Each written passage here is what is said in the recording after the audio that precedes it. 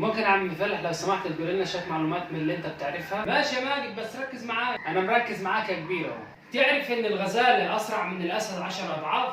انا ما اعرفش. تعرف ليه الاسد بيصطاد الغزاله مع ان هي اسرع منه؟ انا ما اعرفش. تعرف ان الغزاله بتخاف من الاسد فكل شويه بتبص وراها عشان كده بتتعطل وسرعتها بتقل؟ انا ما اعرفش. عشان كده لما بتقل سرعتها الاسد بيحصلها وبيصطادها؟ انا ما اعرفش. امال تعرف ايه يا بقر انت كسفتنا قدام عمك؟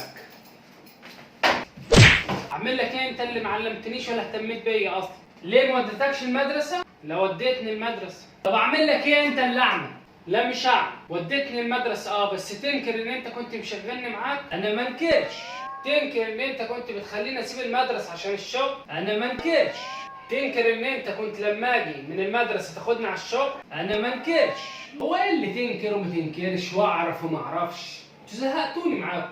خليني انصحك نصيحه يا ماجد يا ولدي. سمعت قصه الغزاله والاسد صح؟ صح يا عم. اللي هنستفيده من القصه دي انك اوعى تبص وراك مهما حصل. انسى الماضي بكل حلوه ومره. بص على المستقبل. انت لسه صغير والعمر قدامك.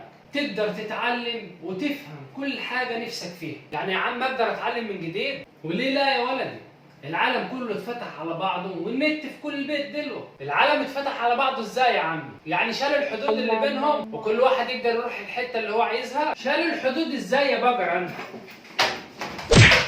بيقول لك العالم اتفتح على بعض، يعني عملوا طريق توصل في اي حته انت عايزها. هو حاجه زي كده يا اخويا، بس خليني اشرح لك. تقدر دلوقتي تعرف وتشوف اي حاجه حصلت في اي دوله في العالم وانت قاعد في البيت من على التليفون بتاعك. شايف يا جحش؟